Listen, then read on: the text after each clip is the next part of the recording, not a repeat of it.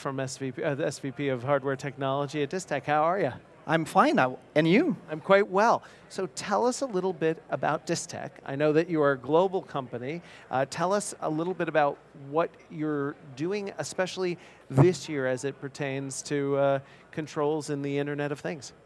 Oh, thank you for asking. We're doing a lot of things. So Distech have been known for many years to be a really innovative building management system company. I say building management system company because nowadays we're doing much more than that. So we start by being a standard temperature controls manufacturer, but by adding innovation, we got into the controls of lighting and the controls of sunblind.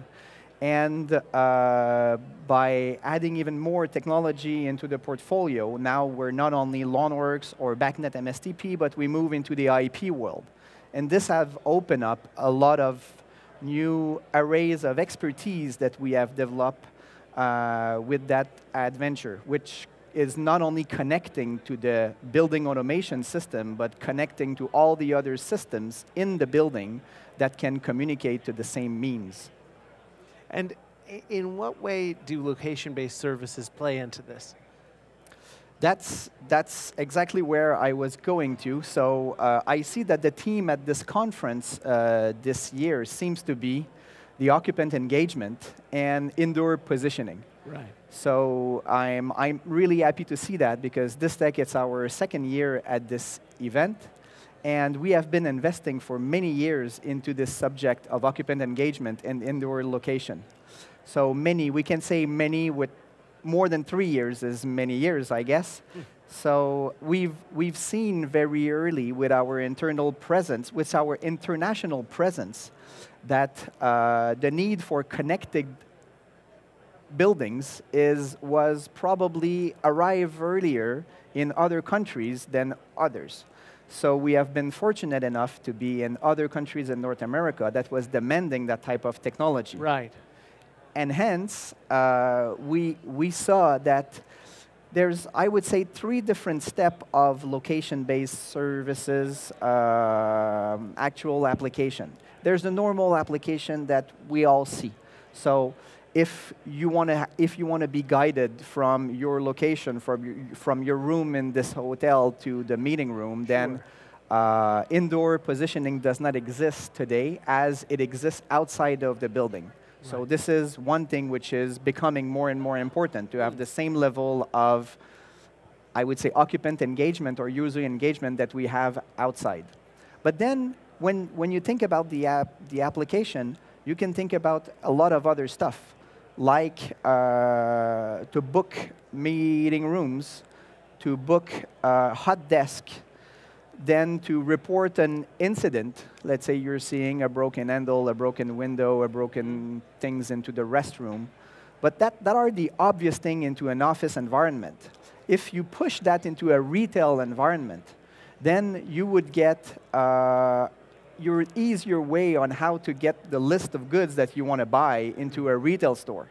So that can help the occupant, that could help the user, but that could help also the retail store on how to refill the shelves of that. So that is, I would say, the first normal step that you would think about indoor location. As a second step, then you would push it a little bit more, and then probably the systems or the retailers would want to engage with the occupant.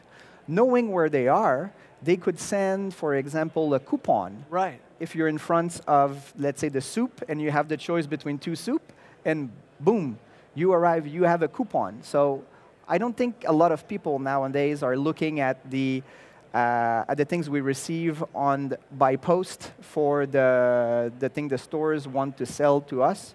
So I think it's going to be interactive into the future. And if you want to be interactive, you need to know where the people are. Right. Now in a building like this, oftentimes my location isn't really visible because it's a thick building and things like that. Does that require that buildings install more sensors to be able to know where people are, or how do you definitely. handle that?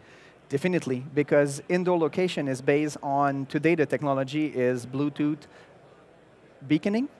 So Bluetooth beaconing requires power, requires either a a battery that nobody wants to change, or a dense network of beacons that can be evenly distributed inside of a building. And what's better than today lighting and building management systems? So this is why my company, so Distech Controls and Acuity Brands, have invested for now many years into getting the same level of service we're having outside, inside of the building by deploying beacons across all the product line. I see. So this is how we got to the second step, which is we're not only discussing today with the building owners, we're not the one who maintain the building from an energy perspective, but also the one who manage the business from, I would say, a marketing perspective and from a sales perspective. So how to get more value of rental per square feet by the building owner, how to enable more productivity to the people that are working in the building, and how to enable retailers at the end to sell more to the people that are visiting their stores. So you're not really just talking about technological, infrastructure. You're talking about not just installing this technology, but also counseling people on how to really, really optimize this and get the most out of it. I would like to say yes, but we cannot know as technology specialists, we cannot know all of the applications. So of course, it's by working in close relationship with those customers and finding their pain points and to see how our technology can respond to their needs. So obviously, the way I talk, we have developed some knowledge of the different vertical of the building and the industry, and we're happy about that. And it enable us to sell a value proposition which is much more than the traditional, I would say, lighting controls, luminaire, and building management controls. Right, because the addition of the location services allows you a whole sort of economic model in addition to the cost-saving model, in addition to the customer experience model. Now we begin to be able to market to people based on where they are.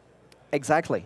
And this is only possible if you have somehow, and I don't want to be arrogant about that, but if you have somehow mastered a little bit your domain of expertise before being able to build on it and expand what you were doing as a core business initially. And never lose the sight of what is this core business, because this is what made your business initially. Right. And even if you're adding technology, you still need to master that. The controls must be excellent as well. Exactly. This is very interesting stuff, Martin, and if someone here is hearing what you're offering, which is beyond just the normal cost saving of great operations controls, but also that additional layer that Distech provides, what's the best way for them to begin to learn more from you? The best way to begin to learn more, where there's, we are here in a trade show like this. We have speaking opportunity.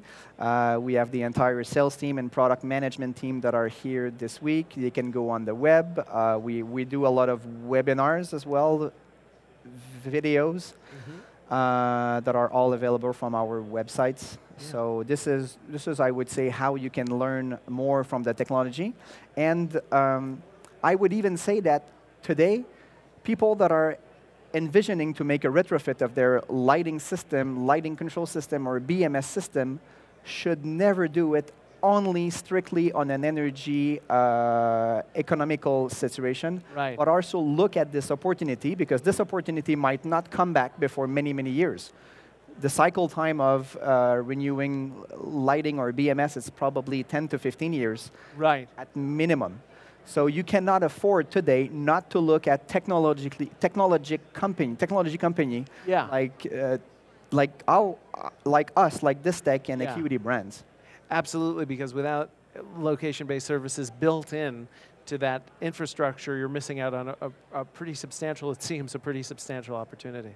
Exactly. All the examples I've just mentioned are the ones that we know now that make logical sense, but nobody knew at the inception of the iPhone, as an example, what were the apps that would exist 10 years after that would be the main one used on a phone. That's right.